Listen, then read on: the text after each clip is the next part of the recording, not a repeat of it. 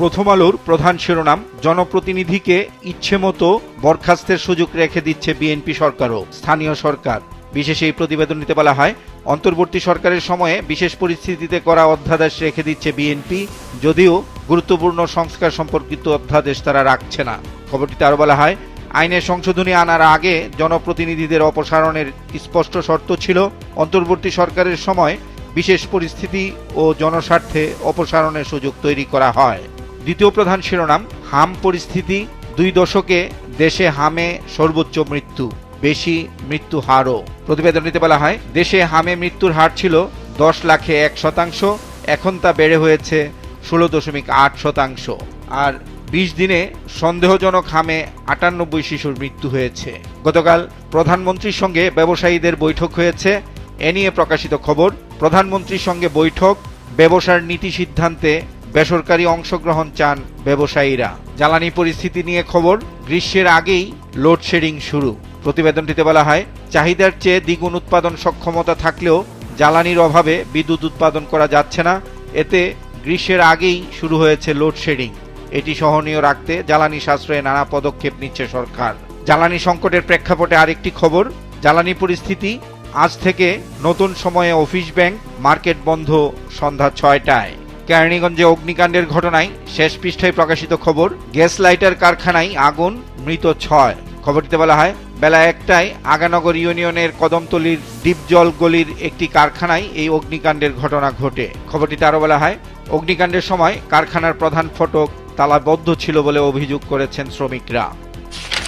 জ্বালানি সংকট নিয়ে প্রধান শিরোনাম করেছে সমকাল, জ্বালানি সংকটে বদলে যাচ্ছে জীবনযাত্রা, সরেজমিন। বিশেষ এই প্রতিবেদনটিতে বলা হয়, পরিশ্রমে অসুস্থ হয়ে পড়ছেন কেউ কেউ, চালকদের অনেকের সাপ্তাহিক ছুটি বাতিল, পাম্প পর্যন্ত পৌঁছাতে অন্তত 300 বার স্টার্ট দেওয়া লাগে।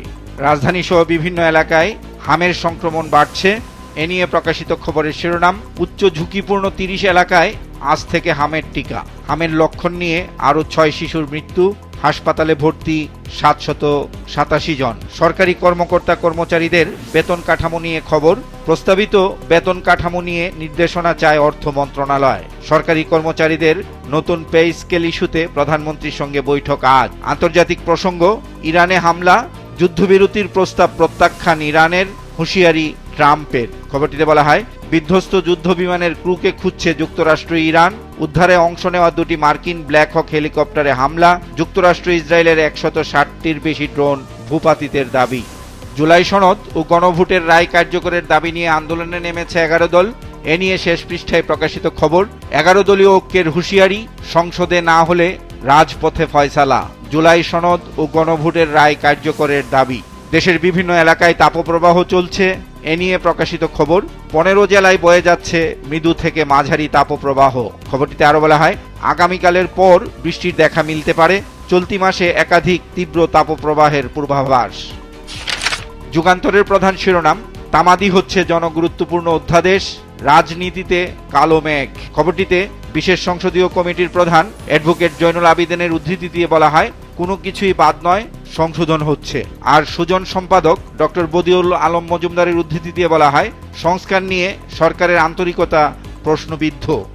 11 দলের রাজনৈতিক কর্মসূচি নিয়ে প্রকাশিত খবর, 11 দলের বিক্ষোভ সমাবেশে নেতারা, আরেক দলকে ক্ষমতায় বসাতে বিপ্লব হয়নি। 54 বছর পর কক্ষপথের বাইরে থেকে পৃথিবীর ছবি তুলেছে মানুষ। এ নিয়ে শেষ পৃষ্ঠায় বক্স আকারে প্রকাশিত খবরের শিরোনাম, চাঁদের পথে আর্টেমিসের তাক লাগানো ছবি।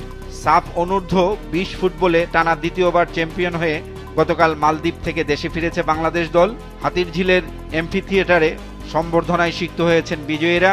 এ নিয়ে যুগান্তরের শেষ পৃষ্ঠায় প্রকাশিত খবরের শিরোনাম, সাফজয়ী বীরদের ছাদ খোলা বাসে সংবর্ধনা।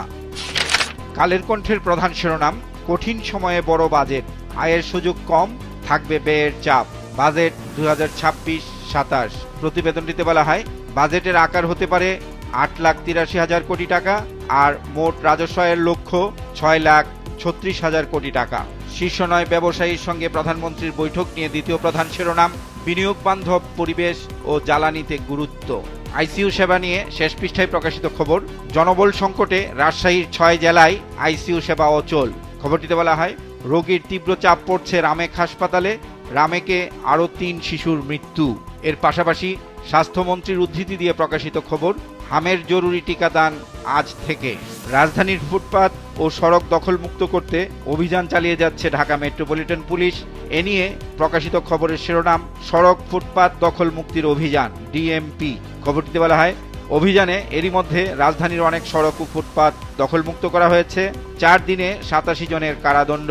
সাগররুনি হত্যাকাণ্ড নিয়ে প্রকাশিত খবর, খুনি শনাক্ত হয়নি, বিচার নিয়ে শঙ্কা।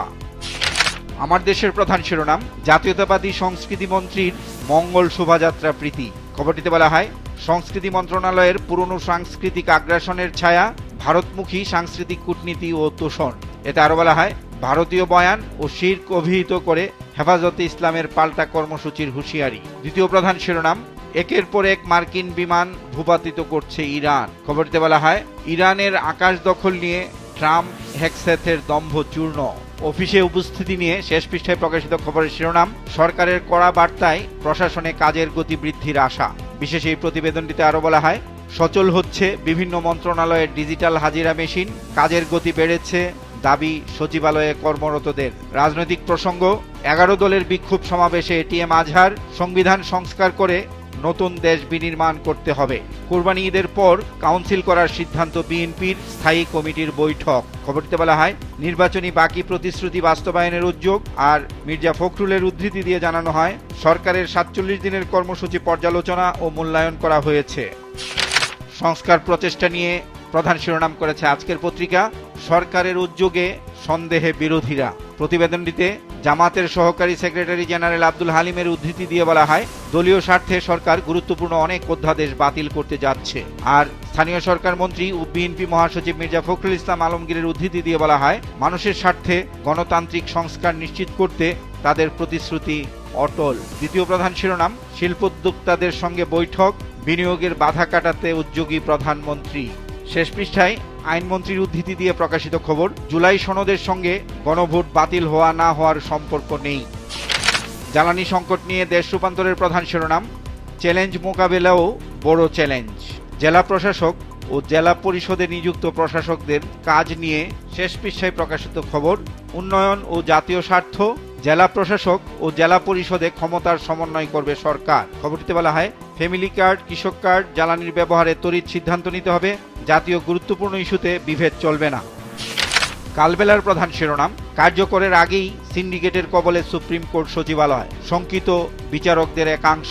খবরটিতে বলা হয়, সুপ্রিম কোর্ট সচিবালয় অধ্যাদেশ নিয়ে বিচারকদের মধ্যেও বিভক্তি, অধ্যাদেশের ভাগ্য নির্ধারিত হবে সংসদে, জানালেন আইনমন্ত্রী। দ্বিতীয় প্রধান শিরোনাম, বিনিয়োগে বাধা দূর করতে অ্যাডভাইজরি কাউন্সিল, শীর্ষ ব্যবসায়ীদের সঙ্গে প্রধানমন্ত্রীর বৈঠক। খবরটিতে বলা হয়, 3 মাস অন্তর অন্তর বৈঠক করবেন কাউন্সিল সদস্যরা।